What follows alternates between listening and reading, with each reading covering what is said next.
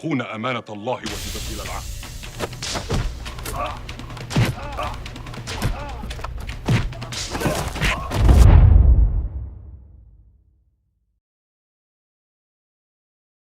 इमाम हसन और हुसैन अलैहिस्सलाम की सीरीज के एपिसोड नंबर 2 की अगर हम बात करें तो ये वहीं से शुरू होता है जहां पर एपिसोड नंबर 1 ख़त्म हुआ था। ये जो बागी थे, जो बलवाई थे, ये मौला अली अलैहिस्सलाम को वो खतूत दिखाते हैं कि जहां पर कि जिसमें सैयदना उस्मान बिन अफ़ान ने ख़त लिखा था और उनकी मोहर भी वहां पर लगी हुई थी।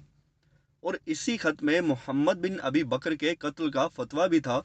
तो ये लेटर इमाम अली अलैहिस्सलाम के सामने वो पढ़ते हैं और फिर मोहम्मद बिन अबी बकर कहते हैं कि अब आप बताएं कि ये क्या हो रहा है, क्या ये सब जायज़ है जो कुछ भी अमीरुल मोमिनीन ने इन खतूत में लिखा है, और आप उनकी मोहर भी देख सकते हैं। तो इमाम अली अलैहिस्सलाम खड़े हुए और आपने फरमाया कि इस मामले में जल्दी मत करो, मैं अमीरुल मोमिनीन के पास जाता हूँ, जाकर उनसे बात करता हूँ। तो उन बलवाइयों में एक शख्स कहता है कि वो फिर से कोई बहाना बना देंगे। इस पर मौला अली अलैहिस्सलाम गुस्से में आ जाते हैं और कहते हैं, तुम अपनी ज़बान को लगाम दो, तुम्हें नहीं पता कि तुम किस शख्स के बारे में ये बात कर रहे हो। तो वो फिर खामोश हो जाता है। इसके बाद दिखाया जाता है कि इब्ने सबा जो है वो मुंह लटकाए खड़ा होता है। इसके पास एक शख्स आता है और कहता है, लगता है तुम उन सबसे राज़ी नहीं हो जो कुछ अली इब्ने अबी तालिब ने कहा है। तो इब्ने सबा कहता है, मुझे अली से इससे ज़्यादा की या इससे कम की कुछ उम्मीद भी नहीं थी, मुझे पता था वो ऐसा ही कुछ कहेंगे। तो वो शख्स कहता है, इमाम अली अलैहिस्सलाम का जो झुकाव है वो अमीरुल मोमिनीन की तरफ है, इसमें कोई शक नहीं है, इसीलिए उन्होंने जाकर उनसे बात करने को बेहतर समझा। इस पर इब्ने सबा कहता है कि हमें लोगों के दिलों में सैयदना उस्मान की नफ़रत डालनी होगी और दूसरी तरफ मौला अली अलैहिस्सलाम की मोहब्बत उनके दिलों में डालनी होगी। तो वो शख्स जो वहाँ खड़ा होता है वो कहता है, मुझे इस बारे में समझ नहीं आ रहा, तुम क्या कह रहे हो। तो इब्ने सबा ने कहा कि हम अहले बैत से मोहब्बत का जब दावा करेंगे तो लोगों का जो झुकाव है वो हमारी तरफ हो जाएगा और फिर वो सैयदना उस्मान के खिलाफ बगावत करने में हमारा साथ देंगे। ये यहाँ पर इब्ने सबा इस शख्स को कहता है। इसके बाद दिखाया जाता है कि जब मौला अली अलैहिस्सलाम जाते हैं सैयदना उस्मान के पास, तो सैयदना उस्मान बिन अफ़ान मरवान को वहाँ पर बुलाते हैं और यहाँ पर आप देख सकते हैं मौला अली मौजूद होते हैं, तलहा, ज़ुबैर रज़ियल्लाहु अन्हु ये भी मौजूद होते हैं, इब्ने ज़ुबैर और हसन और हुसैन अलैहिस्सलाम भी यहाँ पर मौजूद होते हैं। सैयदना उस्मान मरवान को बुलाते हैं और वो ख़त उसके हाथ में देते हैं। फिर मरवान ऊंची आवाज़ में वो ख़त पढ़ता है।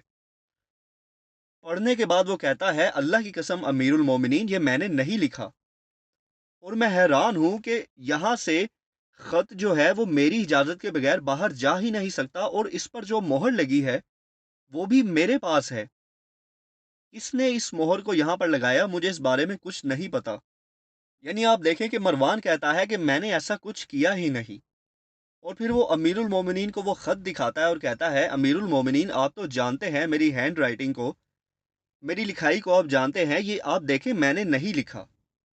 तो फिर वहाँ मौजूद एक शख्स कहता है कि ये सिलसिला अब यहाँ पर ख़त्म नहीं होगा, ये जो बलवाई हैं इन्होंने अब लोगों पर झूठ बांधना शुरू कर दिया है। फिर ज़ुबैर रज़ियल्लाहु अन्हु कहते हैं, ज़ुबैर बिन अवाम जो थे वो कहते हैं कि ये सिर्फ एक ख़त नहीं है जो इन्होंने हमें दिखाया है, ऐसे बहुत सारे खतूत हैं और इन्होंने बहुत सारे लोगों के ऊपर झूठ बांधा है। इसके बाद इब्ने अब्बास कहते हैं, या अबल हसन, आप कुछ क्यों नहीं कह रहे, आप क्यों खामोश बैठे हैं। तो मौला अली अलैहिस्सलाम फरमाते हैं, ये खतूत यहीं से बाहर गए हैं, ये मदीना से ही निकले हैं, ऐसा हो ही नहीं सकता कि बाहर जाकर किसी ने इन खतूत को लिखा है। जिस किसी ने भी ये किया है ये अंदर के ही किसी शख्स का काम है। और फिर मौला अली फरमाते हैं, मैं देख रहा हूँ कि ये जितना खतरनाक नज़र आ रहा है मामला, ये उससे कहीं ज़्यादा खतरनाक है और हमें अभी इसका इल्म नहीं है और हम नहीं जानते कि आगे क्या होगा। फिर इमाम हसन अलैहिस्सलाम फरमाते हैं कि दुख की बात तो ये है कि इन बलवाइयों ने बहुत सारे असहाबे रसूलुल्लाह सल्लल्लाहु अलैहि वसल्लम को धोखा दिया है और उन्हें अपने साथ मिला लिया है। फिर इमाम हुसैन अलैहिस्सलाम फरमाते हैं कि इन लोगों को रोकने का एक ही तरीका है और वो है तलवार के ज़रिए। तो फिर वहाँ मौजूद जितने भी लोग थे वो एक एक करके कहते हैं कि हाँ, हुसैन ने ठीक कहा है, انہیں ہم تلوار کے ذریعے ہی ٹھیک کریں گے۔ 3-4 لوگ اور بھی اس میں اپنی رائے دیتے ہیں اور وہ کہتے ہیں کہ حسین ابن علی کا موقف اس میں بالکل صحیح ہے۔ تو پھر یہاں پر عثمان بن عفان رضی اللہ عنہ فرماتے ہیں کہ تم لوگ چاہتے ہو کہ میں ان لوگوں پر تلوار اٹھاؤں جو یہ شہادت دیتے ہیں کہ اللہ کے سوا کوئی معبود نہیں ہے اور محمد صلی اللہ علیہ وآلہ وسلم اس کے رسول ہیں۔ تم چاہتے ہو میں مسلمانوں کا خون بہاؤں؟ اللہ کی قسم ایسا کبھی بھی نہیں ہو سکتا۔ یہاں پر آپ دیکھیں کہ سیدنا عثمان اس قدر نرم دل تھے کہ جو لوگ انہیں قتل کرنے پر تلے ہوئے تھے وہ ان کا بھی خون بہانے کو صحیح نہیں سمجھتے تھے۔ پھر سیدنا عثمان کہتے ہیں کہ میں کیسا خلیفہ ہوں گا رسول اللہ کا، ابو بکر کا، عمر کا، کہ میں مدینہ کی حرمت کو پامال کر دوں اور یہاں پر مسلمانوں کو ہی قتل کرنے کا حکم دے دوں۔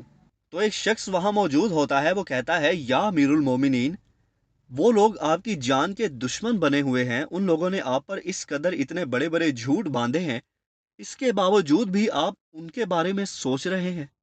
سیدنا عثمان بن عفان رضی اللہ عنہ فرماتے ہیں کہ یہ ان کا اور میرا معاملہ ہے، انہوں نے مجھ پر الزامات لگائے ہیں، میں ان سے ملوں گا اور انہیں سمجھاؤں گا اور انہیں بتاؤں گا کہ میں نے ایسا کوئی بھی خط نہیں لکھا اور یہ سب جھوٹ ہے۔ اگر وہ مانتے ہیں تو ٹھیک ہے، لیکن اگر اس کے باوجود بھی انہیں مجھے مار کر یا مجھے نقصان پہنچا کر ہی تسلی ملتی ہے تو پھر ایسے ہی ٹھیک ہے۔ اور پھر سیدنا عثمان بن عفان کہتے ہیں کہ تم لوگوں کو قطعاً اجازت نہیں ہے کہ تم کسی مسلمان کا خون بہاؤ اور مدینہ کی حرمت کو پامال کرو۔ تم لوگ کسی کو بھی قتل نہیں کرو گے، نہ ہی کسی کو نقصان پہنچاؤ گے، لیکن ہاں اگر کوئی تم پر جان لیوا حملہ کرتا ہے تو اپنے دفاع میں تم انہیں مار سکتے ہو، اس کے علاوہ کوئی بھی اور آپشن نہیں ہے، تم انہیں کچھ نہیں کہو گے۔ اللہ کی قسم جب تک میں زندہ ہوں میرے ہوتے مدینہ میں خون نہیں بہے گا، یہ سیدنا عثمان یہاں پر کہتے ہیں۔ اس کے بعد دکھایا جاتا ہے کہ یہ سارے جو نوجوان تھے، حسن اور حسین علیہ السلام، ابن عباس، ابن زبیر، عبداللہ ابن عمر، یہ سب باہر جاتے ہیں اور امام حسین علیہ السلام کہتے ہیں کہ نہ جانے اب کیا ہوگا، اور پھر امیر المومنین نے بھی ہمارے ہاتھوں کو باندھ کر رکھ دیا ہے، جبکہ وہ لوگ انہیں نقصان پہنچانے پر تلے ہیں اور امیر المومنین ان کے لیے اتنا اچھا سوچ رہے ہیں۔ اور پھر محمد بن حنفیہ کہتے ہیں کہ یہ لوگ کیسے خبیث لوگ ہیں کہ یہ اصحاب رسول اللہ صلی اللہ علیہ وآلہ وسلم جو کہ اب امیر المومنین ہیں، خلیفہ ہیں، جن کا حکم ماننا قرآن کے تحت ضروری ہے، یہ لوگ انہی کو نقصان پہنچانے پر تلے ہوئے ہیں، نہ جانے اب کیا ہوگا۔ تو امام حسن علیہ السلام کہتے ہیں ہم یہ معاملات اللہ کے اوپر چھوڑتے ہیں، وہی سب بہتر کرنے والا ہے۔ دوسری طرف دکھایا جاتا ہے کہ ہرقس اور مالک اشتر یہ آپس میں باتیں کر رہے ہوتے ہیں سیدنا عثمان بن عفان کے بارے میں ہی۔ دوسری طرف دکھایا جاتا ہے کہ مروان بن حکم جاتا ہے ابن زبیر کے پاس اور انہیں سمجھاتا ہے کہ دیکھو یہ خط میں نے نہیں لکھے، مجھ پر جھوٹ باندھا گیا ہے اور میں یہ ثابت کر چکا ہوں امیر المومنین سیدنا عثمان کے سامنے کہ وہ لکھائی میری نہیں ہے، یہ ضرور کسی کی سازش ہے، یہ یہاں پر مروان ابن زبیر کو کہتا ہے۔ تو ابن زبیر کہتے ہیں کہ جو کچھ بھی تم نے کہا ہے وہ ٹھیک ہے، لیکن وہ جو لوگ ہیں وہ بہت ہی زیادہ خبیث لوگ ہیں، انہوں نے بہت سارے کم عقل لوگوں کو اپنے ساتھ ملا لیا ہے، انہیں دھوکہ دے دیا ہے، اور میرے انکل محمد بن ابی بکر کو بھی انہوں نے دھوکے میں رکھا ہوا ہے۔ دوسری طرف دکھایا جاتا ہے کہ وہ سارے بلوائی بیٹھے ہوتے ہیں جس میں ہرقس، ابن جبلہ، مالک اشتر یہ سب وہاں پر موجود ہوتے ہیں، ابن ادیس بھی۔ تو لوگ کہتے ہیں کہ جو بھی مالک اشتر نے علی ابن ابی طالب کے بارے میں کہا ہے ہمیں اس پر کوئی اعتراض نہیں ہے، ہمیں مسئلہ علی سے نہیں بلکہ عثمان سے ہے، ہم کسی طرح اسے ہٹانا چاہتے ہیں اس کے عہدے سے اور اس کی جگہ ہم نیا امیر لائیں گے۔ تو یہ لوگ یہاں پر بات کر رہے ہوتے ہیں کہ امیر المومنین کو کس طرح سے ان کے عہدے سے ہٹایا جائے۔ اس کے بعد محمد بن ابی بکر کھڑے ہوتے ہیں اور کہتے ہیں دیکھو دو ہی راستے ہیں، یا تو امیر المومنین عثمان بن عفان اپنی ساری رعایا کو ہی بدل دے جن میں ہم لوگ بھی شامل ہیں، جو کہ ناممکن ہے، یا پھر ہم سب مل کر انہی کو ان کے عہدے سے ہٹا دیں اور ان کی جگہ نیا امیر لے آئیں۔ تو سارے کہتے ہیں ہاں یہ بالکل صحیح مشورہ دیا ہے تم نے۔ تو پھر لوگ کہتے ہیں اگر ہم انہیں ان کے عہدے سے ہٹائیں گے تو پھر ان کی جگہ اگلا امیر ہم کسے منتخب کریں گے؟ تو یہاں پر مالک اشتر اور کچھ اصحاب کہتے ہیں کہ ظاہر سی بات ہے پھر ہم مولا علی علیہ السلام کو اپنا اگلا خلیفہ بنائیں گے، ان سے بہتر کوئی بھی نہیں ہے۔ محمد بن ابی بکر بھی اس بارے میں اس بات پر اتفاق کرتے ہیں۔ اور پھر یہاں پر مالک اشتر کہتے ہیں کہ یہ ہم لوگوں کے ہاتھ میں ویسے نہیں ہے، صحابہ ہی خلیفہ کو چنتے ہیں، ہمارے کہنے سے کچھ بھی نہیں ہوگا۔ جب تک کہ مسلمانوں کی جمعیت امام علی علیہ السلام کو اگلا خلیفہ بنانے پر منتخب نہ ہو جائے، ہم لوگ کچھ نہیں کر سکتے۔ اس کے بعد دکھایا جاتا ہے کہ 3 شہزادے، امام حسن علیہ السلام، امام حسین علیہ السلام اور ابن زبیر رضی اللہ عنہ، یہ سیدنا عثمان بن عفان کے گھر جاتے ہیں ان سے ملنے۔ تو مروان جب باہر آتا ہے انہیں سلام کرتا ہے اور پھر کہتا ہے کہ میں تم لوگوں کے پاس اسلحہ کیوں دیکھ رہا ہوں؟ تلواریں انہوں نے پکڑی ہوئی تھی، اپنے ہاتھوں میں میان میں ڈالی ہوئی تھی۔ تو امام حسن علیہ السلام نے کہا کہ ہاں۔ تو مروان نے کہا کہ تم لوگوں کو نہیں پتا امیر المومنین نے مدینہ میں تلوار لانے کو منع کیا ہے، اس طرح کھلے عام تلوار لے کر تم لوگ نہیں آ سکتے۔ تو حسین علیہ السلام نے کہا کہ کیا اب ہم ان کی حفاظت کے لیے بھی تلوار نہیں لا سکتے، جبکہ آپ کو پتا ہے کہ یہاں پر کیا حالات ہو رہے ہیں اور لوگ ان کی جان کے دشمن بنے ہوئے ہیں۔ ابن زبیر کہتے ہیں اگر ہم امیر المومنین کے لیے جان نہیں دے سکتے تو پھر ہماری جان کس کام کی ہے؟ تو پھر امام حسن علیہ السلام فرماتے ہیں، مروان کو کہتے ہیں آپ بے فکر رہیں، ہم امیر المومنین کے حکم کے خلاف ہرگز نہیں جائیں گے۔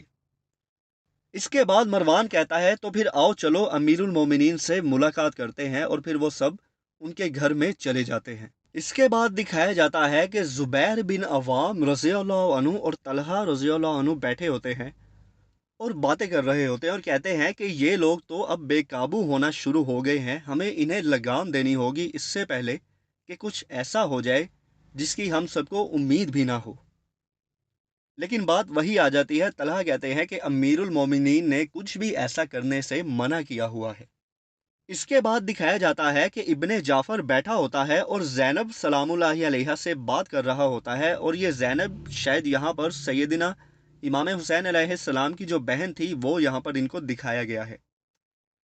تو ابن زبیر ان سے بلوائیوں کے بارے میں ہی بات کر رہا ہوتا ہے کہ جو کچھ وہ لوگ کر رہے ہیں، اتنے میں دروازہ نوک ہوتا ہے تو وہ اپنے بیٹے سے کہتے ہیں کہ جاؤ دیکھو کون ہے۔ اور پھر دکھایا جاتا ہے کہ امام حسین علیہ السلام وہاں پر آتے ہیں تو انہیں سلام کرتے ہیں ابن جعفر، اور پھر کہتے ہیں کہ آپ کہاں سے آ رہے ہیں؟ تو حسین علیہ السلام کہتے ہیں آپ کے انکل ابو الحسن کے گھر سے، یعنی اپنے والد کے گھر سے۔ تو زینب سلام اللہ علیہا کہتی ہیں کہ حسین میرے بابا کیسے ہیں؟ تو حسین علیہ السلام کہتے ہیں کہ وہ ٹھیک ہے زینب، وہ ٹھیک ہے۔ یہ کہہ کر وہ خاموش ہو جاتے ہیں۔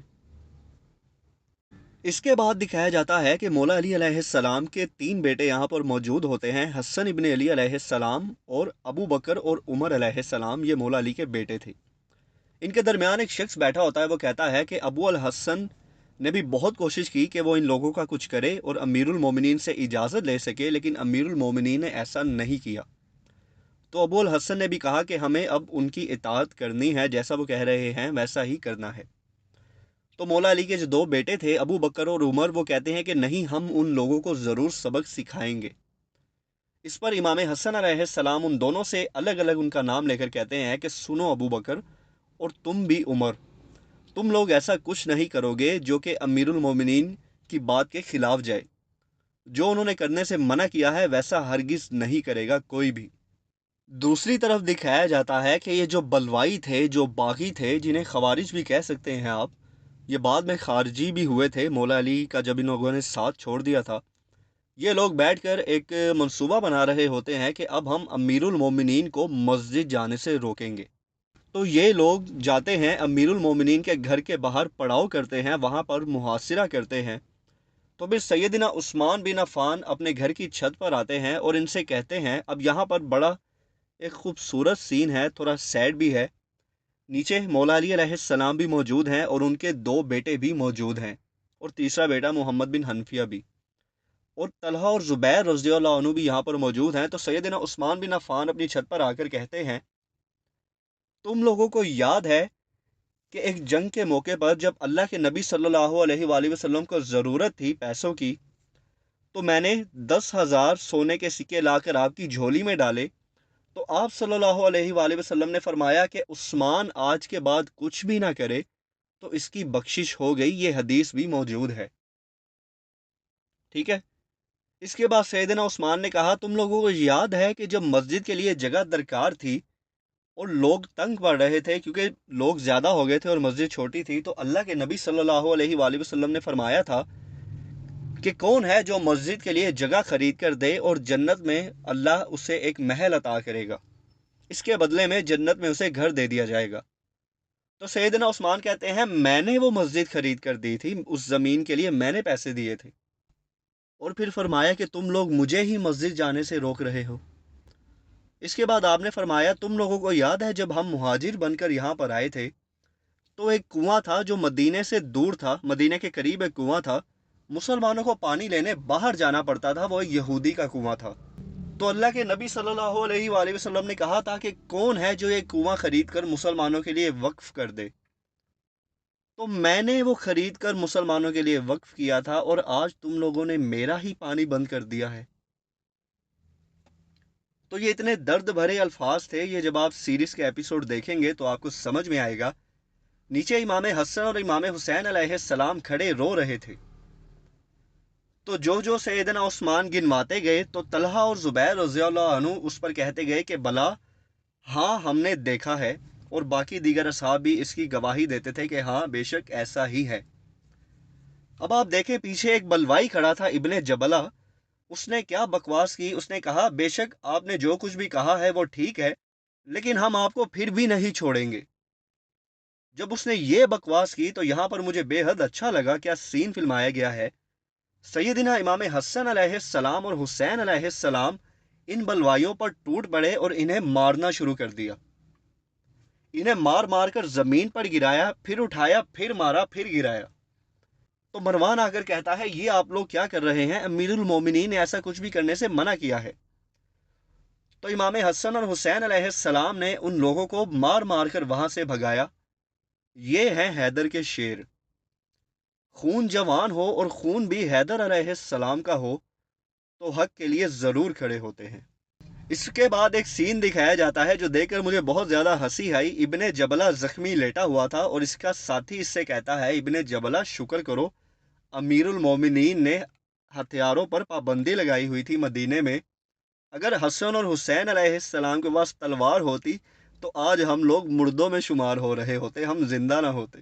تو خیر واقعی میں یہ انہیں شکر کرنا چاہیے سیدنا عثمان کا ہی.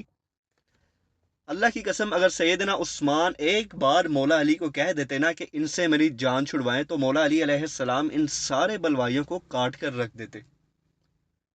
لیکن عثمان بن عفان چاہتے تھے کہ مدینہ کی حرمت جو ہے وہ پامال نہ ہو اور یہاں پر خون نہ بہے. اس کے بعد اب یہاں پر معاویہ بن ابی سفیان رضی اللہ عنہ کی انٹری دکھائی جاتی ہے. وہ کھڑے ہوتے ہیں، ان کے پاس ایک خط موجود ہوتا ہے. تو ان کا ایک شخص آ کر، ان کا آپ کہہ لیں کہ غلام یا جو بھی سیکرٹری کہہ لیں، وہ آ کر کہتا ہے کہ سلام کرتا ہے اور پھر کہتا ہے کہ مدینہ سے خبر آئی ہے کہ وہاں پر جن لوگوں نے عثمان بن عفان کے گھر کا محاصرہ کیا ہوا تھا، امام حسن اور حسین علیہ السلام نے انہیں مارا ہے، تو اب وہ اپنے گھروں کی طرف واپس چلے گئے ہیں. تو وہ بہت خوش ہوتا ہے. تو معاویہ رضی اللہ عنہ بھی جب یہ سنتے ہیں تو وہ اللہ کا شکر ادا کرتے ہیں. تو معاویہ بن ابی سفیان پوچھتے ہیں کیا وہ سب واپس چلے گئے؟ تو وہ شخص کہتا ہے ہاں، ایون محمد بن ابی بکر اور عبداللہ ابن ابی سراحہ ایسا کچھ نام ہے وہ بھی واپس چلا گیا ہے، جو کہ سرگنا تھے یہ سارے. اس کے بعد معاویہ رضی اللہ عنہ سے پوچھتے ہیں کیا ان لوگوں نے یہ بھی کہا کہ موسیٰ الاشعری کو اس کے عہدے سے ہٹا دیا جائے؟ اور پھر انہوں نے کہا کہ یہی وہ لوگ تھے جنہوں نے سیدنا عمر بن خطاب رضی اللہ عنہ سے کہا تھا کہ وہ سعد ابن ابی وقاص کو بھی ہٹا دیں ان کے عہدے سے.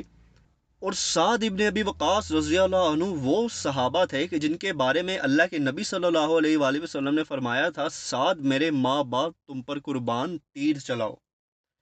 تو یہ وہ واحد صحابی تھے جن کے بارے میں اللہ کے نبی نے ایسا فرمایا تھا. یہ یہاں پر معاویہ رضی اللہ عنہ نے کہا. تو پھر اس شخص نے کہا کہ اچھی خبر یہ ہے کہ یہ سب اب ختم ہونے والا ہے، یعنی یہ جو بلوائی تھے ان کا معاملہ اب ختم ہو جائے گا. تو معاویہ رضی اللہ عنہ نے کہا کہ مجھے بھی اللہ سے یہی امید ہے، لیکن یہ لوگ بہت ہی زیادہ خطرناک ہیں.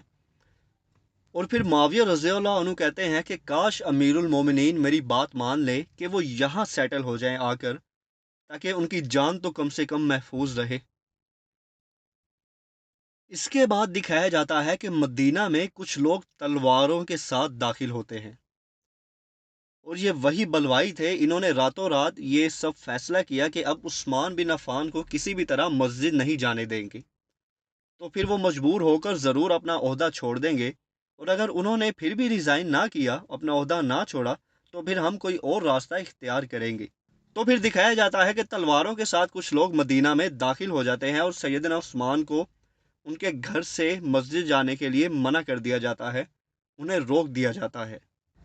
تو دکھایا جاتا ہے امام حسین علیہ السلام امام حسن علیہ السلام سے کہتے ہیں، میرے بھائی آپ نے دیکھا جو میں نے بھی دیکھا ہے؟ تو حسن ابن علی کہتے ہیں کہ ہاں، میں بھی حیران ہوں کہ یہ اب کیا ہو رہا ہے۔ اس کے بعد دکھایا جاتا ہے امام حسن اور حسین علیہ السلام بیٹھ جاتے ہیں، اور پھر امیر المومنین کے بارے میں باتیں کرنے لگتے ہیں۔ یہاں پر یہ ایپیسوڈ ختم ہو جاتا ہے۔